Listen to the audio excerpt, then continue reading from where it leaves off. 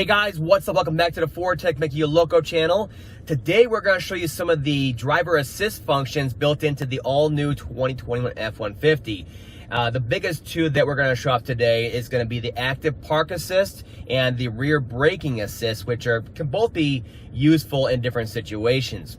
So the first one we're going to show off is the active park assist. Now, what active park assist is it's actually a function of the vehicle software where it can take over control of the vehicle and actually parallel park the vehicle for you. And this vehicle can also perpendicularly park the vehicle into a single spot. It'll actually back it right in for you. Now, this feature has been available for many years on the other Ford vehicles and Lincoln vehicles that are smaller, whereas I believe this is the first year for the F-150. So what we're going to do today is we're going to show you how to parallel park and perpendicularly park into a spot with this software. All right, so right here you can see we have the shop truck right there, right? So we're going to try a parallel park between the shop truck and this other black F-150. Should be plenty of room to go ahead and do that. All right, then we have a couple single spots here that we have to choose from to allow the vehicle to back us into those spots.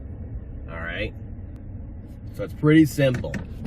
Now, the software has an actual button on the dash here, so it makes it really easy to access it. And after a while of using this, it's going to become second nature, and it could even be faster than, you know, driving yourself, trying to do these functions yourself. All right, so we're putting it in the drive. All right, and then we're going to press the button. All right, press the button. Active park assist. Now, it has three functions on here. You have the parallel park function, you have the perpendicular park function, and then it even has a function to help you get out of your parallel park spot. Yes. All right, so it defaults to parallel park. It's one that people are probably going to use most often because it's the most difficult function. All right, so what it's going to do is it's going to scan. I want you to drive forward, and it's going to scan to see where it can fit itself in.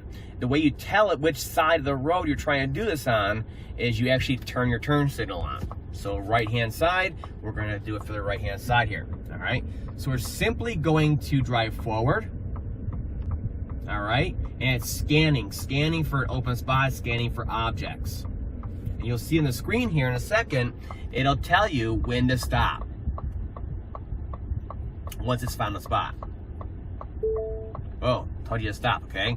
Then it's very simple. Stop, take your hands off the wheel, put the vehicle in the neutral, all right? And at this point, you can release the brake. It'll hold the brake for you. You simply hold the park assist button and you sit back and watch it all happen. You must hold this button the whole time. So it scanned it, it sees that it's okay, and now it's gonna do it. And there's a million sensors and cameras on here, so you can be pretty confident that it's gonna do it without hitting anything. But it is a little hairy doing it the first or second or third time.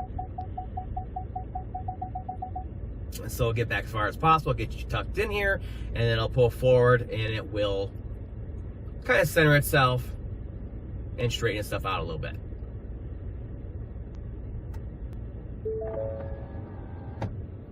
So right there for a parallel park, it knows you're parked, it knows you're done, okay? So if you didn't see it already, when it was done, it automatically, through the gear shift motor here, it put it into park. It put it into park for us, so there's no chance you could potentially, you know, let off the brake or something like that and hit the car since you're probably tightly packed in here.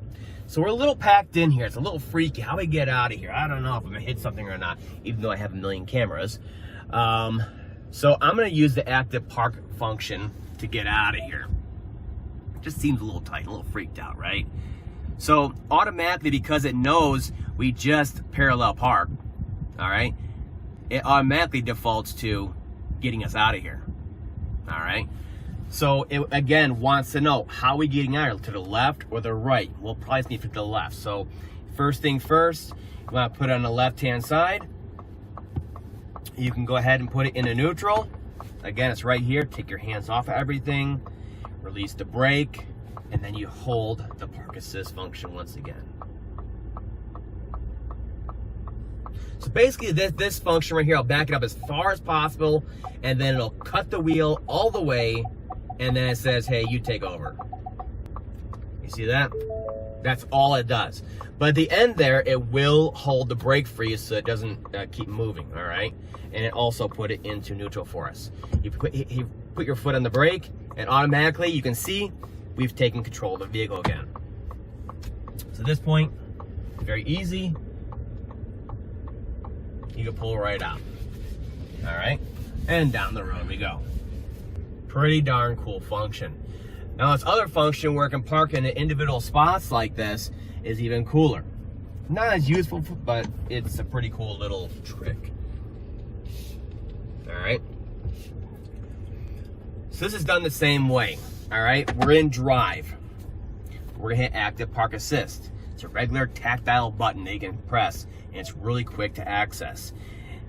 Right here in the center, we want to park in one of these spots. It's going to do the same thing. Turn signal so it knows what side to scan. Right hand side, put it in drive, cruise forward, and it's going to find a spot for us.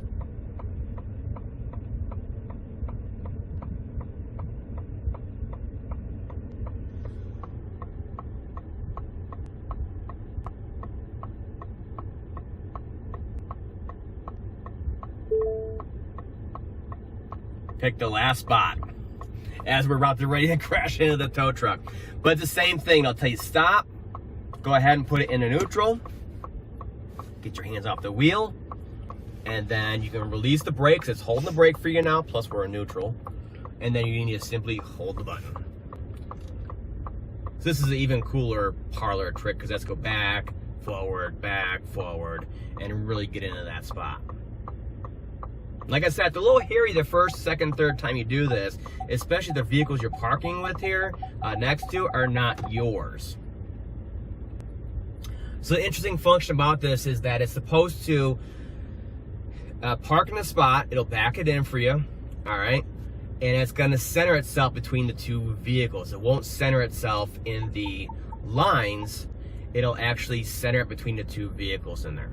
In case the other people didn't know how to park so well, it'll kind of make sure you're all evenly spaced for opening doors and stuff like that. All right. So you just see it keeps controlling the wheel here and adjusting and pretty much. So on this one again, when it's done parking, it'll put it into park, let go of the functions, and then it goes right back to the screen here. All right. So let's show another function here. So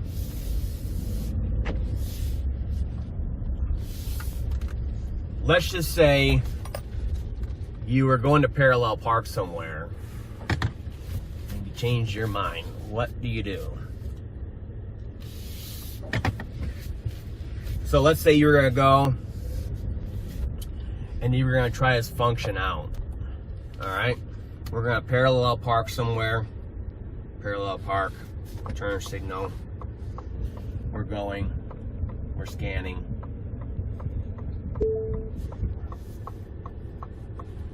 Okay, so same thing, neutral, hand off the wheel, foot off the brake, do it. Okay, so this is trying to take the easy route out and parallel park over here on the other side of the shop truck. But let's say you're like, oh, I'm not going here anymore. Forget it. What do? You let off the park button.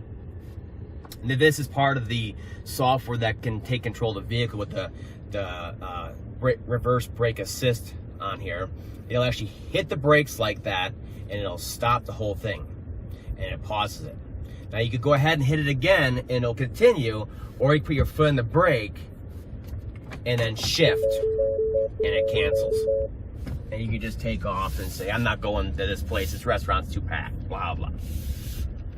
So the next thing we're gonna do is we're gonna show you the reverse brake assist. And you can't totally rely on this because if it doesn't actually notice something's in the way, or let's say it faults out, it's just gonna go ahead and keep hitting something, whatever it is. So what we're gonna do for this, I'm gonna try to find like a cardboard box just in case it fails, but it's a pretty cool function too that will help you in making sure that you don't you know, let's say you're parking in a spot in a parking garage, you don't get too close to a barrier wall or something like that with your bumper that overhangs the spot. All right. So we're gonna go ahead and try to find a good place to show that function off, because it's pretty cool too. All right, so now let's try the reverse braking assist function, which can be useful, but during the winter when I had this truck, I was backing up to, you know, snow mounds and stuff like that, and I'm paying attention. I can see it in the screen. I'm backing up carefully, and it kind of just freaks out, and it will jerk it, hit the brakes really hard on you, and it almost gives you like whiplash. And it's like, it can be annoying at times, but it can be useful. So right here we have a box, a black box for my engine job, sitting in the middle of the road. All right. So you have your regular parking aid sensors, your ultrasonic sensors, that will give you the beeping and all that stuff. You have the guidelines here, all that good stuff. But it also has reverse braking assist. So if we're actually going back like this to hit it, right there, and right here you see in the cluster here, it tells you why you stopped suddenly. All right, not to mention the ultrasonic sensors from the parking aid telling you. Now, interesting part about this is I've gotten close to a cardboard box before and I let off the brake and just let me hit it. All right, so let's try that again. I mean, it's a good sized box.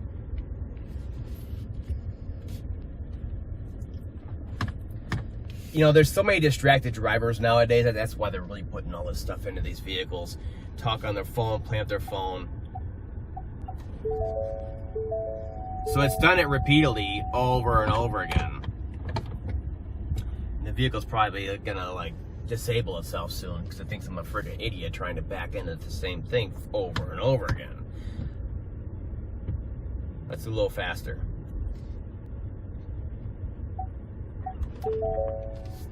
Right there. So I was just cruising back. See, that's the thing right there. See that? It will apply the brake. It stopped me. My foot was never on the brake, okay? And then after a little bit, it'll let go. And it'll allow you to keep going and hit it. I think I stopped right before this. Let's go check it out. But that's one of the flaws of the system. That was darn close. But you see what I'm saying? Once it activates and your foot was never on the brake, you're relying on the vehicle stopped you. And that lets off the brake by itself. And we almost rolled into it. That's one of the flaws with it. But initially, it will hit it for you to make sure you don't hit a kid or a dog or a building, and it can save someone's life, of course. All right, that was a close one, guys. So that's about it. I just want to show you guys some of the cool new functions built in this vehicle. You know, there's so much technology built into the vehicle. It's amazing. If it all works like it should, it can really help you out driving the vehicle and make sure you operate it safely. The problem that comes with that is sensor faults and stuff like that happen out of nowhere. And then the other big thing is software. So this vehicle has like, I don't know, 50 modules on it, and just about every one of them has a major software update already on it. Yes, it's the first year of a new generation, but it's because they pack so much into the vehicle. So those updates are generally for, you know, erroneous type, faults or detections or stuff like that. And that can happen just the other way around too, where it doesn't detect stuff or detects stuff that's not there. So there's a lot of updates and stuff like that. So you're relying on all these sensors and the software working in concert with each other to make it all happen. So it's definitely good for assist, but it doesn't take over for the driver. That's all for now. I'll see you guys next time.